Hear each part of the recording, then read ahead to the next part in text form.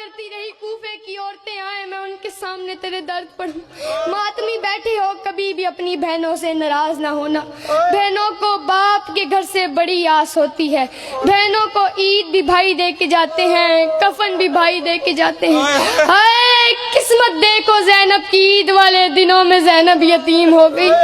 और जब ज़ैनब को कफन की जरूरत थी शाम की पहाड़ी पर सज्जाद ने रो कर कहा माँ मुझे माफ करना, अगर मेरे पास कफन होता तो मैं सकीना गुड़ते में ना दफनाता।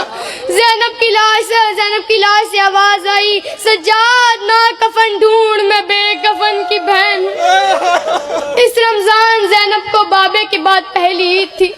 मौला हसन बाबे का इमामा सर पर रख कर ज़ैनब के पास आए और रो कर कहा ज़ैनब मैं तुझे ईद देने आया हूँ। इस रमजान बाबे के बाद तेरी पहली ईद है। ज़ैनब ने रो कर कहा हसन मैंने अपने बाबे से सारी जिंदगी कुछ नहीं मांगा।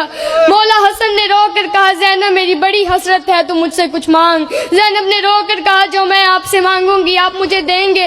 मौला हसन ने मौला हुसैन के सर पर हाथ रखा और रो रो कर कहा मैं हुसैन जामिन देता हूँ जो आप मांगोगी मैं दूंगा। ज़ैनब ने रो के कहा मेरी मिन्नत है एक दफा गाजी से कह के मेरे बाबा के कपड़े पहनकर मुझे चल के दिखा। मैं गाजी को चलते देखूंगी मुझे मेरे बाबा की याद आएगी।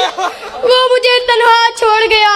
और जब आलिया का महमल कूफे पहुंचा अली आलिया के महमल के करीब आए, कांपते हुए हाथों से महमल का पर्दा उठाया। अली ने फरमाया ज़ैनब बीबी करीब आई। अली ने फरमाया ज़ैनब ये देख ये कूफे का दरवाजा है, ये दारुल लमारा है, ये कूफे की मस्जिद है, ये कूफे की गलियां हैं। बीबी ने तड़प कर फरमाया अली मैं आपकी पर्देदार बेटी हूँ, बाबा मुझे ये सब क्यों दिखा रहे हो। अली ने रो कर कहा ज़ैनब शरीफों को उजड़ते देर नहीं लगती। बस आ गई कदर की रातें। आखिरी रोजा इफ्तार किया उस बेटी के घर जिससे बड़ा प्यार था। रोजा इफ्तार करने के बाद मौला के दरवाजे पे शोर आया। मौला बास उठे जाने के लिए। अली ने फरमाया बास रुक मैं जाता हूँ। मौला दरवाजे के करीब गए। 4 घोड़े सवार शख्स दरवाजे के बाहर खड़े हुए थे, चेहरों पे निकाब। मौला ने फरमाया कौन। चेहरों के चेहरों घोड़े से जमीन पर आए।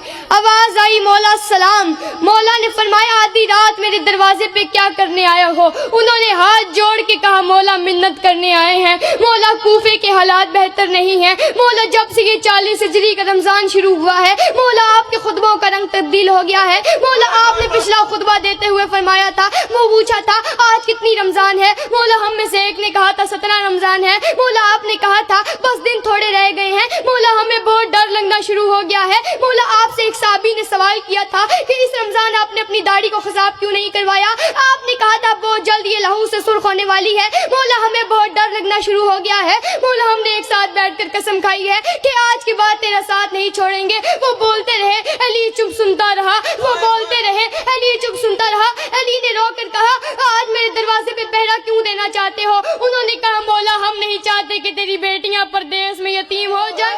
या अली वो तेरी शाही देखने आई है। अली ने हुक्म है। अली कहते हैं अली ने फरमाया मैं हुक्म देता हूँ यहाँ से चले जाओ। वो अपने अपने घरों को चले गए। हुज़ैफा कहता है मैं वो मंजर सारी जिंदगी नहीं भूल सकता था। मैंने मुड़ के मौला की तरफ देखा। मौला दरवाजे में खड़े होकर कह रहे थे हुज़ैफा मुझे अल्लाह के हवाले कर दे। हुज़ैफा मुझे अल्लाह के हवाले कर दे। हुज़ैफा कहता है मैं घर आया, मैंने अपना इमामा उतार कर जमीन पर फेंका। मैंने अपनी तलवार निकाल कर दीवार पर मारी। फिर मैं बच्चों की तरह जमीन पर एड़ियां रगड़ रगड़ कर रोने लगा। मेरी बीवी आई, उसने मुझे कहा हुज़ैफा तसल्ली कर, वो फातिह खैबर है, किसकी जुर्रत है हमारे मौला की तरफ आंख उठाकर भी देखे। हुज़ैफा कहता है मैं वहीं रोता रोता सो गया। फिर